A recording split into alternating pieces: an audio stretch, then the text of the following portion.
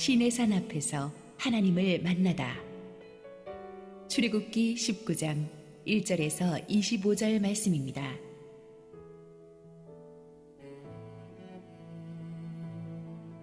이스라엘 자손이 애굽 땅을 떠난 지 3개월이 되던 날, 그들이 시내 광야에 이르니라. 그들이 르비딤을 떠나 시내 광야에 이르러 그 광야에 장막을 치되 이스라엘이 거기 산 앞에 장막을 치니라. 모세가 하나님 앞에 올라가니 여호와께서 산에서 그를 불러 말씀하시되 너는 이같이 야곱의 집에 말하고 이스라엘 자손들에게 말하라. 내가 애굽 사람에게 어떻게 행하였음과 내가 어떻게 독수리 날개로 너희를 업어 내게로 인도하였음을 너희가 보았느니라.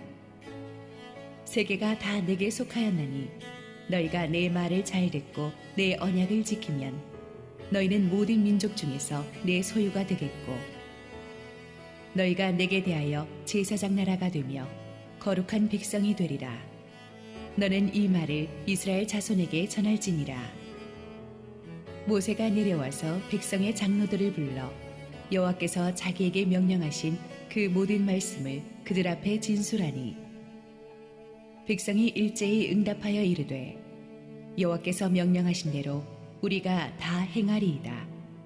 모세가 백성의 말을 여호와께 전하매 여호와께서 모세에게 이르시되 내가 빽빽한 구름 가운데서 내게 임함은 내가 너와 말하는 것을 백성들이 듣게 하며 또한 너를 영영히 믿게 하려 함이니라. 모세가 백성의 말을 여호와께 아뢰었으므로 여호와께서 모세에게 이르시되 너는 백성에게로 가서 오늘과 내일 그들을 성결하게 하며 그들에게 옷을 빨게 하고 준비하게 하여 셋째 날을 기다리게 하라. 이는 셋째 날에 나 여호와가 온 백성의 목전에서 시내산에 강림할 것임이니 너는 백성을 위하여 주위의 경계를 정하고 이르기를 너희는 삼가 산에 오르거나 그 경계를 침범하지 말지니 산을 침범하는 자는 반드시 죽임을 당할 것이라. 그런 자에게는 손을 대지 말고 돌로 쳐 죽이거나 화살로 쏘아 죽여야 하리니 짐승이나 사람을 막론하고 살아남지 못하리라 하고 나팔을 길게 불거든 산 앞에 이를 것이니라 하라. 모세가 산에서 내려와 백성에게 이르러 백성을 성결하게 하니 그들이 자기 옷을 빨더라. 모세가 백성에게 이르되 준비하여 셋째 날을 기다리고 여인을 가까이 하지 말라 하니라. 셋째 날 아침에 우레와 번개와 빽빽한 구름이 산 위에 있고 나팔 소리가 매우 크게 들리니 진중에 있는 모든 백성이 다 떨더라. 모세가 하나님을 맞으려고 백성을 거느리고 진에서 나오매 그들이 산 기슭에 서 있는데 시내산에 연기가 자욱하니 여호와께서 불 가운데서 거기 강림하심이라. 그 연기가 옹기가마 연기같이 떠오르고 온 산이 크게 진동하며 나팔 소리가 점점 커질 때에 모세가 말한즉 하나님이 음성으로 대답하시더라. 여호와께서 시내산 곧 그 산 꼭대기에 강림하시고 모세를 그리로 부르시니 모세가 올라가매 여호와께서 모세에게 이르시되 내려가서 백성을 경고하라. 백성이 밀고 들어와 나 여호와에게로 와서 보려고 하다가 많이 죽을까 하노라. 또 여호와에게 가까이 하는 제사장들에게 그 몸을 성결히 하게 하라. 나 여호와가 그들을 칠까 하노라. 모세가 여호와께 아뢰되 주께서 우리에게 명령하여 이르시기를 산 주위에 경계를 세워 산을 거룩하게 하라 하셨사온즉 백성이 시내산에 오르지 못하리이다. 여호와께서 그에게 이르시되 가라. 너는 내려가서 아론과 함께 올라오고 제사장들과 백성에게는 경계를 넘어 나 여호와에게로 올라오지 못하게 하라. 내가 그들을 칠까 하노라. 모세가 백성에게 내려가서 그들에게 알리니라. 할렐루야. 우리 하나님께 감사와 영광의 박수를 올려드리겠습니다. 우리 함께 기도하시고 하나님 말씀 보겠습니다. 보배로우신 주님 은혜를 감사합니다. 이틀 동안의 큰 부흥의 집회를 통해서 한국 교회의 영적인 기백이 아직 살아있음을 보여주시고 하나님의 축복과 은혜가 이 교회를 가득 덮고 있음을 보여주신 하나님 감사합니다. 오늘 이 아침에도 주님 음성 들으려고 나왔사오니 부족한 종이 걸림돌이 되지 않게 하시고 오직 하나님의 영광만을 드러내시옵소서. 예수님 이름으로 기도했습니다. 아멘. 한 개인이나 국가의 인생에서 운명을 바꾸는 어떤 특별한 장소가 있습니다. 예를 들어서 프랑스의 노르망디나 하와이의 진주만 같은 곳은 2차 대전의 향방을 바꿔놓은 중요한 장소였죠. 애굽을 탈출한 이스라엘 백성들에게 그들의 운명을 바꾸는 중요한 장소가 2개 있다면 하나는 홍해고 두 번째는 오늘 우리가 다루고자 하는 시내산일 것입니다. 1절 2절을 읽겠습니다. 이스라엘 자손이 애굽의 땅을 떠난 지 3개월이 되던 날 그들이 시내 광야에 이르니라. 그들이 르비딤을 떠나 시내 광야에 이르러 그 광야에 장막을 치되 이스라엘이 거기 산 앞에 장막을 치니라. 자, 이 애굽을 떠난 지 3개월이 되던 날에 이스라엘 백성들이 마침내 이 시내산에 도착합니다. 잠깐 지도를 통해서 출애굽한 뒤에 이스라엘 백성들의 그 행군 여정을 잠깐 같이 살펴보도록 하겠습니다. 이 고센 이쪽에 그 당시에 이집트 지역이죠. 거기서 나와가지고 지난번에 우리 홍해 건너는 거 이쪽으로 건넜다고 배웠죠. 그렇게 해서 쭉 이제 내려오는데 사실 그 당시 애굽에서 가나안 땅까지 가는 가장 일반적인 경로는 이 해안 도로를 타고 가는 거였어요. 근데 거기는 블레셋 사람들이 강하게 진치고 있었기 때문에 그들과의 전쟁을 피하기 위해서 하나님이 남쪽으로 이들을 보내셨다고 했는데 그렇다 할지라도 가나안 땅까지 가려면 이쪽으로 가는 길도 있었는데 굳이 더 남동쪽으로 끌어내린 것은 다 이 시내산으로 데려오기 위함이었어요.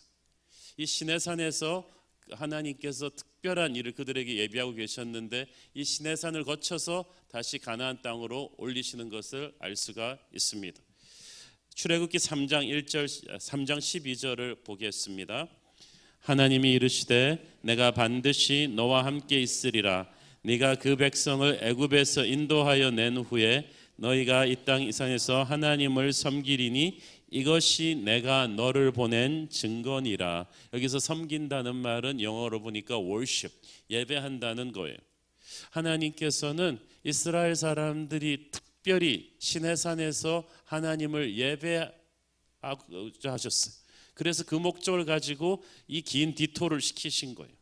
이스라엘은 단순히 애굽에서 민중봉기에서 탈출한 그런 정치적인 집단이 아닙니다. 만약 그랬더라면 그냥 가나안 땅으로 바로 직행시키거나 아무데나 좋은데 몇만 명씩 나눠서 그냥 정착해서 살았으면 됐을 거예요. 그러나 이스라엘 백성들은 하나님의 백성이기 때문에 어디로 흩어질 수도 없었고요. 반드시 목적지를 향해서 가야만 했어요. 애굽에서 430년 살면서 이들은 자신이 애굽의 종이라는 것만 알았지 하나님의 백성이라는 정체성이 가물가물했습니다. 그 정체성을 확실하게 해주는 길은 바로 하나님을 예배하는 것을 가르치는 것이었어요. 아브라함이 어디든지 가서 제단을 쌓고 예배를 드릴 때 그는 하나님의 백성의 모습을 보였듯이 이스라엘 백성들은 예배자로 우뚝 서야만 했던 것입니다. 예배자로서 하나님의 임재 앞에 나올 때 그들은 비로소 그들이 430년 동안 축적했던 세상의 때를 벗을 수가 있었습니다. 하나님의 말씀을 예배 중에 들으면서 그들의 인격과 생각이 다시 새롭게 포맷되는 것입니다. 그리고 하나님의 뜻대로 순종하는 백성으로 탄생하는 거죠. 그 목적을 위해서 하나님께서는 이스라엘을 이 시내산으로 인도해 오셨어요. 지름길이 아닌데 가나안 땅으로 가는 지름길이 아니고 둘러서 가야 되는 것 같지만 예배의 자리에 시내산에서 하나님이 모세와 이스라엘 백성들을 만나는 게 중요했습니다. 시내산은 모세가 출애굽하기 전에 하나님의 부르심을 받았던 곳이기도 합니다. 그래서 시내산의 또 다른 이름이 제벨 무사, 즉 모세의 산이라고도 불리는데 높이가 2285m입니다. 상당히 높은 산입니다. 모세가 그 산 꼭대기에 올라간 것이 아니라 기슭쯤 올라가서 하나님을 만났을 것이라고 학자들이 추측합니다. 하나님이 선택한 산이니까 얼마나 멋있겠는가. 그래서 뭐 알프스의 정경 같은 그런 지리산의 노고당 같은 꿈을 꾸고 계신다면 사진을 보여드림으로써 제가 이 꿈을 깨드리겠습니다. 이 사진으로 봐도 아시겠지만 산에 나무가 없어요. 푸른 색채 하나 보이지 않는 무인지경의 사막 지형입니다. 울퉁불퉁하니 안반투성의 이 정상은 풀 한 폭이 물 한 방울 나지 않는 곳입니다. 영화 말시언을 저기서 찍지 않았을까 막 생각이 들 정도예요. 알프스처럼 웅장하지도 않고 지리산처럼 산림이 울창하지도 않아요. 그러니까 시내산 자체에서 뭐 특별한 게 아무것도 없어요. 그 산이 거룩하게 된 것은 하나님이 임재하셨기 때문이에요. 하나님이 임재하시면 그곳은 초막이나 궁궐이나 곧 영광의 장소가 되는 줄로 믿습니다. 어디서나 하나님을 예배할 수는 있죠. 그렇지만 특별히 하나님이 광야 같은 시내산으로 데려오신 이유가 있어요. 왜냐하면 사람들이 시끄럽게 웅성거리는 도시 문명으로부터 동떨어진 곳이어야만 했습니다. 도시는 인간의 소리와 소음이 많아 시끄러운 곳이에요. 그래서 하나님의 예배자는 반드시 광야에서 하나님을 만납니다. 하나님의 역사는 항상 광야에서 시작돼요. 인간적인 요소들이 전혀 없거든요. 시내산이 왜 예배처로 딱 좋으냐 하면 그거밖에 할 게 없어요. 알프스에 가면은 아름다운 자연을 구경하느라고 하나님이 아니라 자연을 숭배할 거예요. 그런데 여기는 너무 황량하기 때문에 하나님의 임재밖에는 없어요. 하나님은 그렇게 심플하고 조용한 광야에서 이스라엘을 만나기를 원하셨어요. 부활하신 주님께서도 시끄럽고 복잡한 예루살렘이 아니라 처음 제자들을 만났던 갈릴리 호숫가에서 제자들을 다시 만나 주시지 않습니까? 모세에겐 시내산이, 이 베드로에게는 이 갈릴리 호수가 하나님이 그들을 특별히 만나 주시는 장소였습니다. 인간적으로는 굉장히 험불하고 아무것도 없지만 거기에 just you and God, 하나님과 그들만이 있었어요. 우리도 항상 하나님과 조용히 만날 수 있는 특별한 장소가 필요합니다. 그래서 여러분의 삶에서도 심플하지만 그런 공간을 만드셔야 돼요. 사무실에, 방에 기도실을 만든다든지, 여러분 아까 김용종 목사님이 가정당 하나씩만 캘린더를 가져가라 했지만 만약에 여러분의 회사 사무실에 기도실이 있다면 제가 예외로 거기는 하나씩 다 갖고 갈 수 있게 하겠어요. 저도 자주 가는 기도원에서 항상 하나님을 깊이 만나는 침묵의 장소가 있어요. 여러분에게도 하나님을 만나는 시내산이 있어야 돼요. 특별한 장소죠. 거기서 하나님께서 말씀하십니다. 3절에서 말씀하세요. 너는 이같이 야곱의 집에 말하고 이스라엘 자손들에게 말하라. 이 하나님의 약속의 수신인이 하나님의 백성들이에요. 굉장히 중요합니다. 성경은 약속의 책이에요. 이 약속은 아무한테 준 것이 아니고 어린 양의 보혈로 구속하신 하나님의 백성들에게 준 거예요. 저는 그래서 하나님 안 믿으면서 하나님의 자녀도 아니면서 성경책 가지고 이러쿵저러쿵 하는 사람들은 이해가 안 갑니다. 왜 자기들한테 쓴 것도 아닌데 그거 가지고 막 뭐라 그러는 거예요. It's not for you. 하나님은 하나님의 백성들에게 쓴 책이에요. 그 하나님의 백성 이스라엘에게 쓴 책이 이제 예수 그리스도의 보혈로 영적 이스라엘이 된 우리에게 지금 주어지고 있어요. 갈라디아서 3장 14절, 이는 그리스도 예수 안에서 아브라함의 복이 이방인에게 미치게 하고 또 우리로 하여금 믿음으로 말미암아 성령의 약속을 받게 하려 함이라. 이제 그 아브라함의 복이 새 이스라엘이 된 우리에게 오고 있어요. 그래서 지금 우리가 모두 예수 그리스도의 보배 피로 구속하신 우리 모두가 주님의 임재 앞에서 시내산 앞에 서 있는 거예요. 4절 읽습니다. 내가 애굽 사람에게 어떻게 행하였음과 내가 어떻게 독수리 날개로 너희를 업어 내게로 인도하였음을 너희가 보았느니라. 하나님은 언약의 서두에서 이스라엘 백성들을 먼 옛날도 아니고 지난 석 달 동안 어떻게 인도했는가를 너희가 알기를 원한다고 하셨어요. 내가 애굽 사람에게 어떻게 했는가, 하나님이 그 초강대국 애굽을 어떻게 부숴버렸는가. 애굽의 죄는 딱 하나였죠. 하나님의 백성을 핍박했다는 것. 애굽에 대한 하나님의 무서운 심판은 이스라엘 백성에 대한 하나님의 사랑이 얼마나 지극한 것이었는가를 보여줘요. 내가 어떻게 독수리 날개로 너희를 업어서 여기까지 데려왔는가를 기억해라. 독수리는 여러분, 큰 어미 독수리는 굉장히 커요. 날개를 쫙 펼치면 이쪽 끝에서 저쪽 날개 끝까지 한 2m가 된다고 합니다. 그래서 새끼 독수리가 조금 이렇게 날기 시작하면 아무래도 불안해요. 그러면 이 어미 독수리가 바로 그 밑창으로 들어와서 새끼 독수리가 떨어지면은 그 튼튼한 날개로 받쳐줍니다. 바로 그 이미지를 지금 하나님이 그리고 있는 것입니다. 애굽에서부터 탈출해서 광야 여정의 고비 때마다 마라의 쓴물이 단물 되게 하고 만나와 메추라기를 먹여주시고 아멜렉의 기습으로부터 구해주시고 르비딤의 반석에 물이 터지게 하는 고비마다 내가 독수리의 날개처럼 너를 건져주었다. 너희들이 잘나서 여기까지 온 것이 아니다. 이것을 다시 상기시켜 주십니다. 왜냐하면 지금부터 말하고자 하는 언약의 기초가 바로 너를 향한 나의 사랑이다. 이 사랑을 네가 확신하지 않으면 나를 믿고 이 언약에 예스할 수가 없다는 뜻이. 왜냐하면 언약은 하나님과 이스라엘 백성들 사이의 계약이거든요. 이 언약을 히브리어로 베리트라고 부르는데 묶어서 둘 사이를 연결시킨다는 뜻이에요. 우리가 이제 남이 아니다. 이제 함께 운명 공동체가 된다는 거예요. 그런데 이 계약을 할 때는 서로가 give and take 할 게 있어야 되는데 이건 하나님은 기부할 것밖에 없고 받을 건 별로 없는 굉장히 하나님 쪽에서는 손해되는 계약인데 하나님이 그냥 하셨어요. 조건은 딱 하나예요. 너희가 내 말을 잘 듣고 내 언약을 지키면, 순종하면 이 모든 언약의 축복을 내가 너에게 줄 것이다. 거꾸로 말하면 불순종하는 순간 이 언약에 주어졌던 모든 축복과 은총이 다 떠날 것이다. 그러니까 8절에 보니까 이스라엘 백성들이 신나갖고 여호와께서 명령하신 대로 우리가 다 행하리이다. 자신 있게 대답했죠. 그리고 아마 그 당시는 진심이었을 거예요. 그러나 그들이 주제 파악을 못했던 거예요.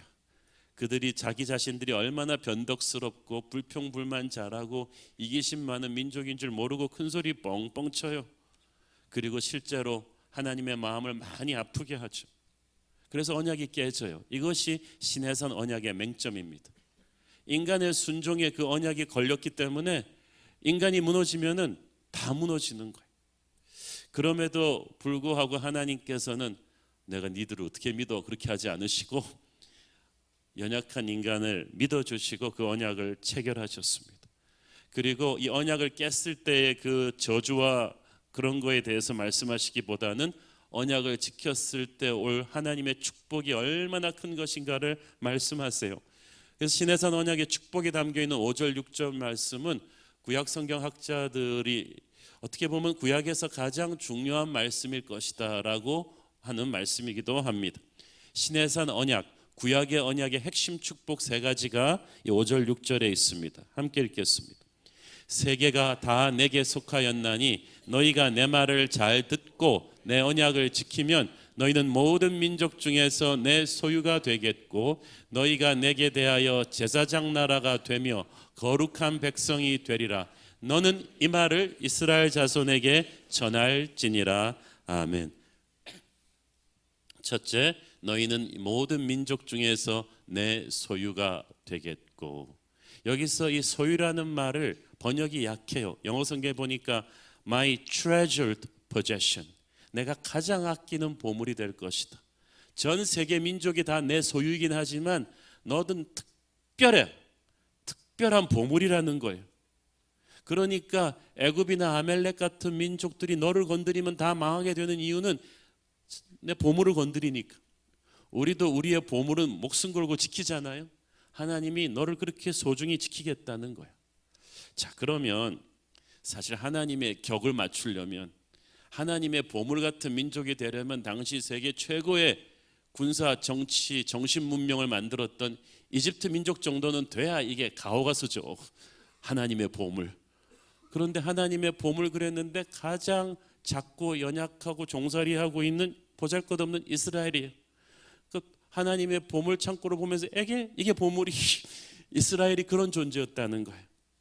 이스라엘이 그래서 잘나서 하나님의 보물이 된 게 아니라 하나님의 주권적인 선택으로, 하나님의 사랑으로 보물이 되었어요. 신명기 7장 6절 8절 너는 여호와 네 하나님의 성민이라. 네 하나님 여호와께서 지상 만민 중에서 너를 자기 기업의 백성으로 택하셨나니 여호와께서 너희를 기뻐하시고 너희를 택하심은 너희가 다른 민족보다 수요가 많기 때문이 아니니라. 너희는 오히려 모든 민족 중에 가장 적으니라.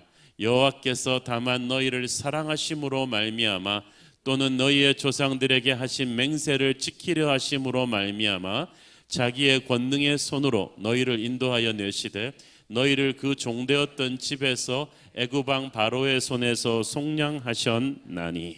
할렐루야. 가장 작은 숫자의 너를 하나님의 완전한 사랑으로 선택했다는 것, 하나님의 보물이 되겠다는 것은 엄청난 특권입니다. 하나님이 보물을 지키실 거거든요. 귀하게 대하실 거거든요. 그래서 자존감이 약한 분은 자기가 그래도 하나님의 보물이라는 사실을 확실히 믿으시기를 바랍니다. 두 번째로 너희는 내게 대하여 제사장 나라가 될 것이다. 제사장이 뭐 하는 사람입니까? 하나님과 백성 사이를 이어주는 중보자예요. 브릿지예요. 모든 백성의 죄를 대신해서 하나님 앞에 중보하고 예배하는 사람입니다. 그런데 이스라엘은 나라 전체가 제사장이 될 것이다. 그 말이 무슨 말이냐 하면 열방의 모든 민족들을 영적으로 대표하는 영적인 맏형이 될 것이다. 그래서 모든 열방으로 하나님의 축복을 나누어 주는 축복의 통로가 되는 나라가 될 것이다. 얼마나 큰 축복입니까? 이스라엘 너희가 열방을 향한 하나님의 축복의 통로가 될 거야. 이웃 나라들의 아픔과 문제를 해결해 줄 수 있는 존재가 될 거야. 네가 이웃 나라들을 위해서 기도하면 하나님께서 그 기도 응답으로 그 나라를 살려줄 것이고, 너의 기도와 중보를 통해서 그 백성의 죄를 사해 주는 하나님의 축복이 너의 기도를 통해서 그 나라로 공급되는 엄청난 역할을 네가 하게 될 것이다. 그런데 이스라엘이 안타깝게도 이 제사장 나라의 특권을 이기적으로 잘못 변질시켰죠. 자기들만 하나님의 선택된 민족이라는 이 우월의식, 이 특권의식을 가지고 함부로 살다가 나라가 망합니다. 선택받은 민족이 남을 축복하라고 하나님이 부어주신 축복을 이렇게 이기적으로 자기를 위해서만 쓰면 하나님이 축복을 거두어가세요. 축복은 어떤 힘이거든요. 재물의 축복, 그리고 어떤 그 재능의 축복을 주실 때는 힘을 준 거예요. 하나님이. 그 힘은 목적이 있어요. 하나님의 영광을 위해서 쓰라고, 이웃을 섬기라고 준 것인데 그것을 자기 호익하는 데만 쓰면 안 되죠. 하나님이 재물의 축복을 줬는데 그 재물을 가지고 하나님을 섬기고 열방을 복음화하는 데 쓰고 이웃을 구제하는 데 쓰지 않고 자기 식구들 호의호식하는 데만 쓰면 그 재물이 독이 되어서 여러분을 망하게 할 거예요. 하나님께서 재능의 축복을 많이 줬는데, 건강의 축복을 줬는데 건강한 몸으로 딴짓하고 하나님을 위해 쓰지 않으면 그것도 거두어 가시는 거예요. 이스라엘에게 주었던 그 선택된 민족의 축복, 제사장 나라로서 써야 될 그 축복을 함부로 쓰니까 하나님께서 그걸 거둬 가신 거예요. 여러분이 하나님의 뜻대로 이웃을 돕고 섬기면 하나님께서 이웃을 살리면서 여러분도 살려주실 거예요. 이렇게 할 때 우리는 존재할 만한 가치가 있는 민족이 되는 거죠. 구약시대 이스라엘이 국가적으로 실패하니까 하나님께서 신약시대에 예수 그리스도를 통해서 영적인 이스라엘인 교회를 세우셔서 다시 한번 말씀하셨습니다. 너희는 나의 제사장 나라가 될 것이다. 이제는 한 인종, 한 지리적인 바운더리에 속한 나라가 아니라 예수 그리스도를 왕으로 선포하는 모든 열방 백성 방언들이 다 제사장 나라가 될 것이다. 베드로전서 2장 9절, 그러나 너희는 택하신 족속이요 왕같은 제사장들이요 거룩한 나라요 그의 소유가 된 백성이니 이는 너희를 어두운 데서 불러내어 그의 기이한 빛에 들어가게 하신 이의 아름다운 덕을 선포하게 하려 하심이라. 여기서는 그냥 제사장도 아니고 왕같은 제사장으로 격상이 됐어요. 예수님 때문에 우리가 한 단계 격상이 된 거예요. 왕같은 제사장이다. 단순한 열방과 하나님을 연결하는 브릿지가 아니라 왕이라는 말은 통치한다는 의미예요. 만왕의 왕이신 예수님께서 열방을 통치하시지만 예수님을 통해서 이제 예수님께서 우리도 같이 이 세상을 통치하는데 투입하십니다. 얼마나 영광스러운 일인지 모르겠어요. 우리가 속해 있는 지역에서, 우리가 속해 있는 분야에서 우리가 예수님의 영적인 통치를 흘려보내는 통로가 된다는 거예요. 어떻게 우리 같은 존재들이 그렇게 할 수 있습니까? 기도를 통해서 그렇게 합니다. 제사장의 중요한 사명이 왕을 위해서, 아니 백성들을 위해서 중보하는 거거든요. 예수님께서 우리의 기도를 통해서 우리가 속한 백성들을 살리십니다. 그 땅을 통치하세요. 여러분이 어떤 회사에 들어가서 기도하기 시작하면 즉각적으로 그 회사 전체에 그리스도의 통치가 임합니다. 가정에서 처음 예수 믿은 여러분이 그 가정 안에서 기도하기 시작하면 그 가정은 이제 거룩한 그리스도의 통치가 임하는 땅이 되는 거예요. 그때까지 그 가정을 누르고 있던 그 어둠의 권세들이 그때부터 비명을 지르기 시작합니다. 어쩔 줄을 모르게 되죠. 그래서 예수 믿는 사람이 청와대에 있느냐 없느냐, 왕 같은 제사장으로 기도하는 사람이 국회에 있느냐 없느냐, 그 회사에 있느냐 없느냐, 그 가정에 있느냐 없느냐가 운명을 좌우하는 거예요. 그 나라가 얼마나 부패하고 썩었는가가 중요하지 않아요. 그 나라에 얼마나 기도하는 왕 같은 제사장이 있는가가 문제죠. 소돔과 고모라에는 악인이 망해서 망한 게 아니라 10명의 왕 같은 제사장이 없어서 망한 거예요.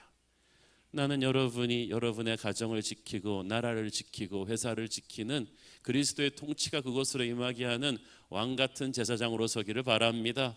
기도의 사람으로 서기를 바랍니다. 여러분이 그곳에 존재하며 기도하기 시작할 때 그리스도의 통치가 그것으로 임하는 것입니다. 세 번째로 거룩한 백성이 될 것이라고 합니다. 거룩한 백성은 하나님이 어떤 특별한 미션을 위해서 쓰시기 위해서 따로 떼어놓은 민족이라는 뜻이에요. 이 민족은 그냥 관상용으로 박제시켜 놓은 민족이 아니라 하나님께서 수시로 현장에 투입할 민족, 쓰임받는 민족이 거룩한 민족이에요. 여러분, 운동선수가 되었으면 최고의 소원은 감독에게 쓰임받는 거예요. 코리안 시리즈, 월드 시리즈, 월드컵 할 때 뛰어들어가서 중요한 경기에서 뛰고 싶은 게 선수예요. 그런데 선수는 됐는데 감독이 그 큰 경기 하면서 항상 벤치에 앉혀놓고 좋은 음식 주고 좋은 옷 입혀주고 에어컨 대기실에서 기다리게 하면서 아무 걱정하지 마, 푹 쉬어, 너 다칠까 봐 그래, 투입하지 않는다, 쓰지 않는다. 그건 선수 보고 죽으라는 거예요. 저 항상 기도 제목은 나는 하나님의 전에서 향수를 뿌린 고급 선수건이 되는 것이 아니라 주님이 언제든지 들고 닦을 수 있는 걸레같이 되는 것입니다. 써주십시오. 나를 달아 빠지도록 써주십시오. 이 교회를 써주십시오.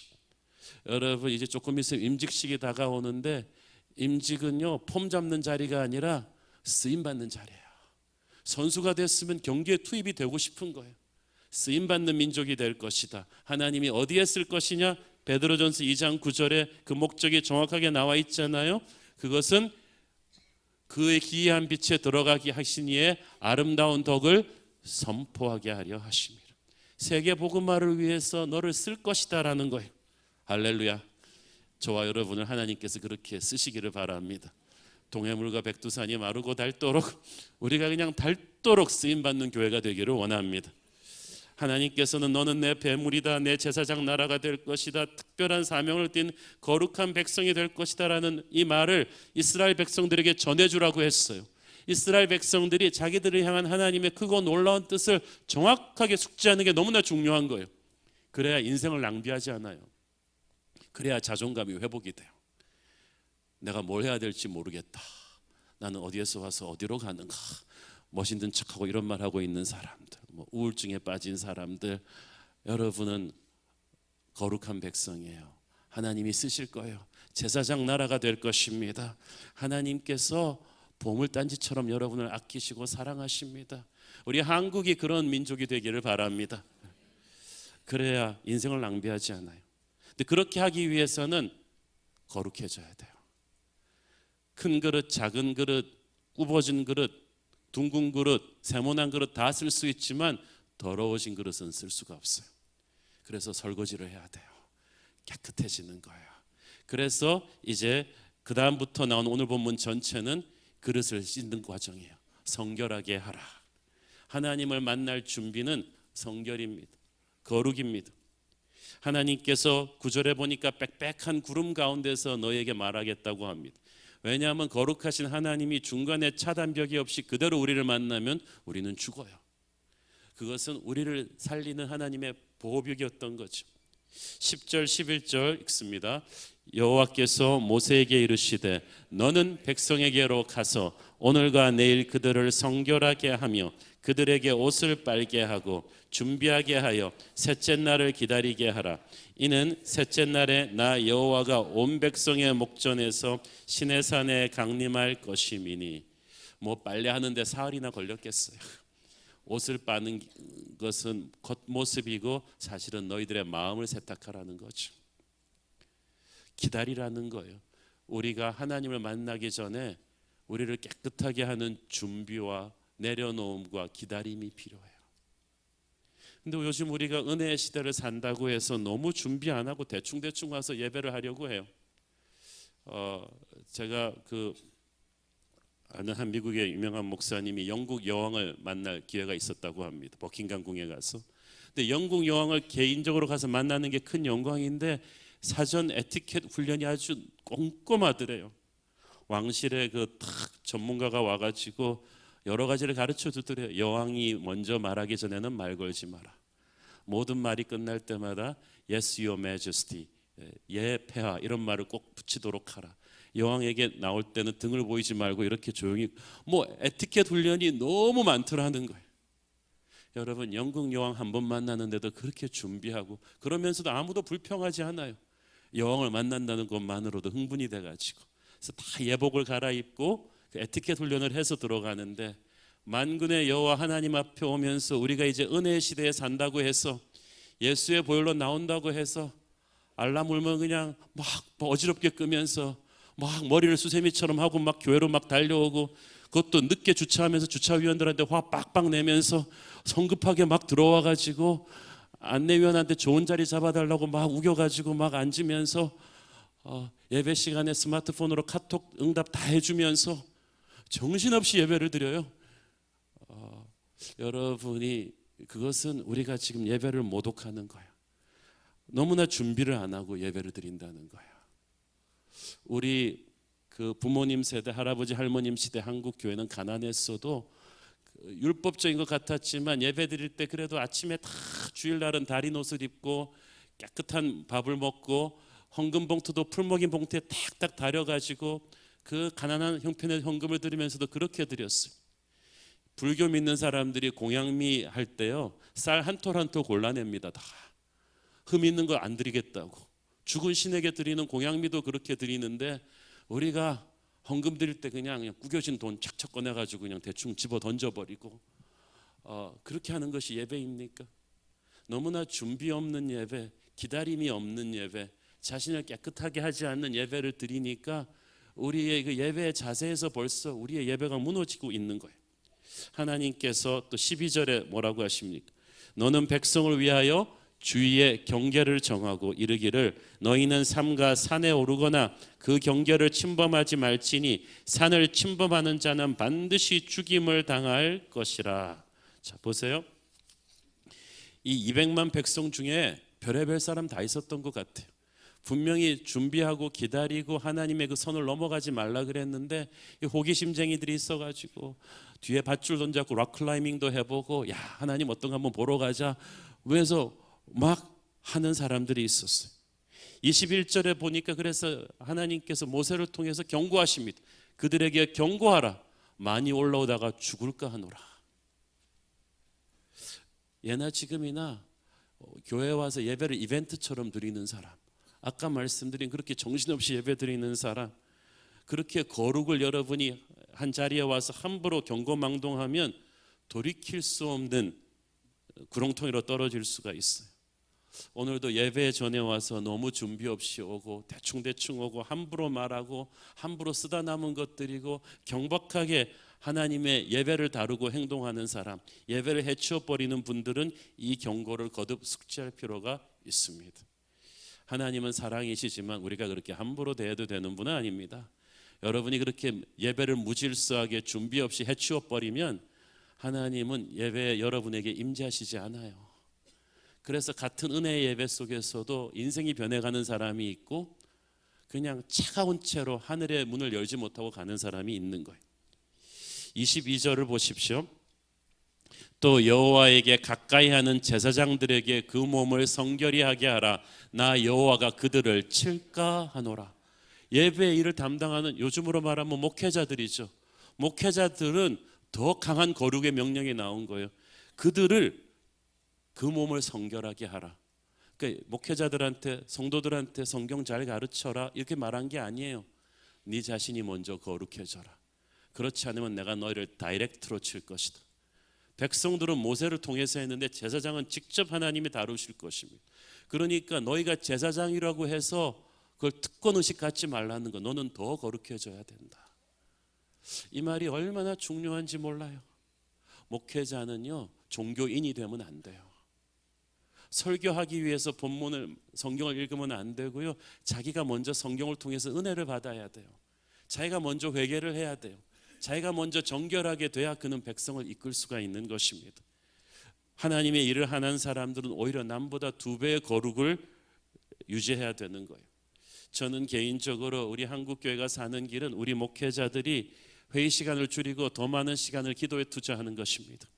더 많은 시간을 하나님과 만나는 1대1의 리트릿을 더 자주 가시는 거예요. 그렇게 해서 이 제사장들이, 목회자들이, 장로들이 더 경건의 시간을 많이 가져야 우리의 교회 사역이 더 은혜로워질 줄로 믿습니다. 그렇지 않으면 너희를 칠까 하노라. 경건의 모양은 없으면, 능력은 없으면서 모양만 갖고 있지 말라는 하나님의 엄명이에요. 이 시내산 언약에서 보면은, 이 본문에 보면 굉장히 중요한 포인트가 나오는데 중보자의 역할이에요. 하나님께서 반드시 중보자 모세를 통해서 이 모든 것을 진행시키십니다. 그런데 이 중보자가 어떤 사람이었습니까? 모세는 2달 전에 혼자 이 불타는 떨기나무 앞에서 이 시내산에서 하나님을 만났던 사람이에요. 그때 하나님을 강렬하게 만난 그 예배의 체험이, 그 힘이 지난 3달 동안 200만 민족을 이끌 수 있었던 그의 리더십의 힘이었어요. 지난 3달 동안에 엄청난 일들이 일어났잖아요. 그 80대 할아버지 하나가 지팡이 하나 들고 너무나 놀라운 일을 해냈잖아요. 홍해를 가르고 10가지 재앙을 애굽에 떨어뜨리고 정말 사막에 길을 내면서 르비딤의 반석에서 물이 터지게 하면서 만나와 메추라기 떼를 내리게 하는 그 엄청난 리더십의 원동력이 바로 이 시내산의 예배였어요. 여러분, 사역의 능력을 체험하기를 원합니까? 그건 예배에서 시작할 거야. 파워풀한 예배자가 파워풀한 사역을 하는 거지 똑똑한 사람이 하는 게 아니에요. 그래서 여러분이 예배의 시간을 덜렁덜렁 해치우면 여러분은 사역도 그렇게 못할 거예요. 모든 하나님의 역사는 하나님의 사람이 하나님을 만나는 예배에서 시작하고, 리더는 자기가 거룩을 경험한 것만큼 사람들을 끌고 갈 수가 있어요. 리더가 하나님을 깊이 만나면 그 리더가 이끄는 백성들도 하나님을 깊이 만나게 될 거예요. 기도하는 목사님이 목회하는 교회는 기도가 깊어요. 부흥의 불이 있는 목사님이 목회하는 교회는 성도들이 부흥의 불이 있어요. 왜냐하면 모세는 지금 자기가 체험한 것 그대로 끌고 가는 거예요. 이제는 모세 혼자가 아니라 백성 전체를 시내산 앞에 하나님의 임재 앞으로 데려다 놨습니다. 거기서 3절에 보니까 여호와께서 산에서 모세를 불러 말씀하셨다고 했어요. 모세는 백성들이 투표해서 뽑은 지도자가 아니에요. 자기가 잘났다고 내가 먼저 가서 하나님 좀 만나보지 그러고 간 게 아니에요. 하나님이 모세를 선택해서 불렀어요. 그게 영적인 권위예요. 9절을 읽겠습니다. 여호와께서 모세에게 이르시되 내가 빽빽한 구름 가운데서 네게 임함은 내가 너와 말하는 것을 백성들이 듣게 하며 또한 너를 영영히 믿게 하려 함이니라. 모세가 백성의 말을 여호와께 아뢰었으므로. 하나님께서 뭐라고 말씀하세요? 내가 너와 말하는 것을, 구름 사이에서 말하는 것을 백성들이 보게 하라. 그것을 보고 백성들이 너를 순종할 것이다. 그러니까 모세의 영적인 권위는 자기가 나 지도자니까 순종해 그러면서 인간적인 카리스마로 끌어당긴 게 아니에요. 하나님과의 깊은 교제에서 나왔어요. 하나님은 하나님의 선택한 종에게 말씀을 주십니다. 그것이 바로 그 사람을 하나님이 선택했다는 증거예요. 하나님의 임재 앞에서 엎드린 사람, 하나님과 깊이 교제한 지도자의 말에서는 하나님의 영광을 느낄 수가 있어요. 하나님이 그 말씀을 모세에게 주셨다는 것 자체가 범접할 수 없는 영적인 권위를 모세에게 실어준 거예요. 여러분, 그래서 사람들이 여러분의 영적인 권위를 존중하기 원한다면 직분을 들이대지 마세요. 내가 목사인데 말이지, 내가 장로인데, 내가 아버지인데, 그러지 마세요. 부모도 마찬가지예요.